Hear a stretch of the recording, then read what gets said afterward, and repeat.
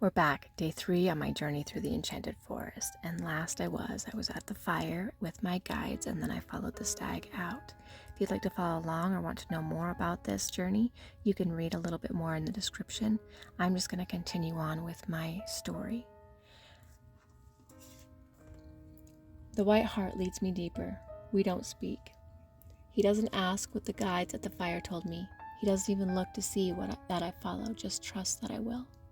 I try to pay attention to the forest, the soft sounds of my movement, the sway of the tree limbs as light breeze tickles the trees in passing. They laugh with their leaves, and I look up to catch a glimpse of a fire drake. He comes out of nowhere, flying straight for me. I duck. I cover my face. I'm worried he's going to attack me. When nothing happens, I peek one eye open. The drake has stopped on the ground in front of me, his tail wrapped around a stick. I hadn't noticed it before. He pulls it in with his tail and breathes fire on it. Then he hands it over an offering. But why? It will help you direct your intentions, A feminine voice says. I look up. The lovers are before me. The heart is nowhere to be found. I take the stick,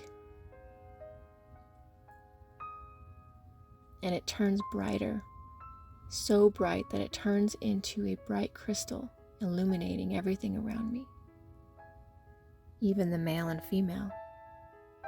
They glance at each other and then back to me. I know instinctively the heart led me to meet them next. Questions bloom in my mind. The lovers represent choices, relationships, even the dual nature of myself. And as I look closer upon them, I can see myself reflected in their eyes. They represent the different sides of me, an equal balance, male and female.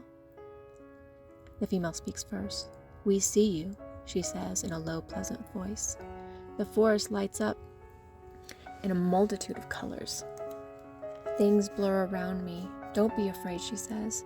It's all for you and your journey. I take a deep breath,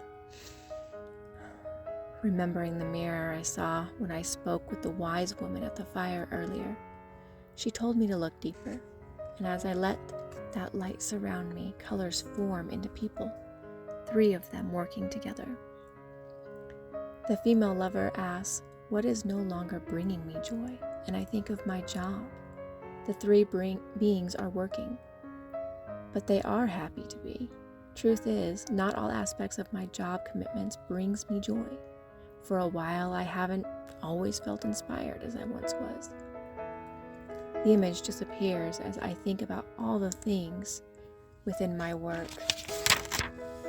Things that don't make me happy, things that do make me happy, and suddenly, a table appears with people mingling around it, talking.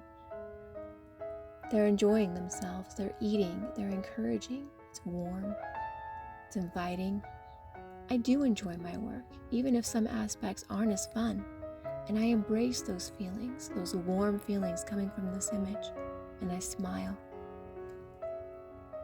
The male lover speaks as the image fades away. Why aren't you committing fully to what you want? I cock my head to the side.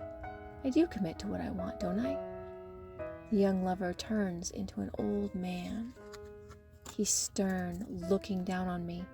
He holds a staff with a raven skull on it, and it intimidates me. Again, my guides come to me from the fire. The Green Mother's gentleness calms me, reminding me fear is self-sabotage. I swallow the feelings from the strange old man. The lovers are trying to make me pay attention. How can I be happy or bring in more joy of what I want if I can't overcome what's blocking me, which is myself? I need to face myself fully, to stop procrastinating or hem-hawing around about my opportunities. I need to make the choices that the lovers are offering up to me.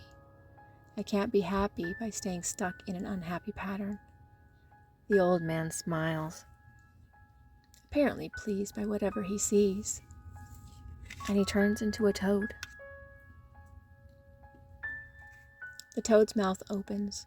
Words spring out, gruff, almost unrecognized, but I try to listen carefully when he says, Keep your feet on the ground. and suddenly I'm barefoot, feeling the cool earth along the bottom of my feet. A mist flows in, it's white, not green as before. I feel lighter than I was, as if somehow I've let something go. I didn't need to hold on to it anymore. I close my eyes and just wiggle my toes into the soft dirt.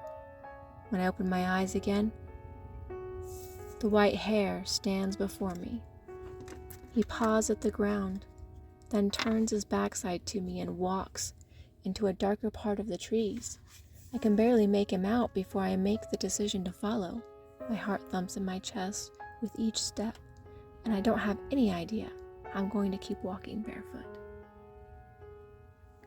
I hope you'll join me on the next leg of my journey through the Enchanted Forest. Again, please take a look in the description for how I got started on this, and I hope to see you then. Have a great day.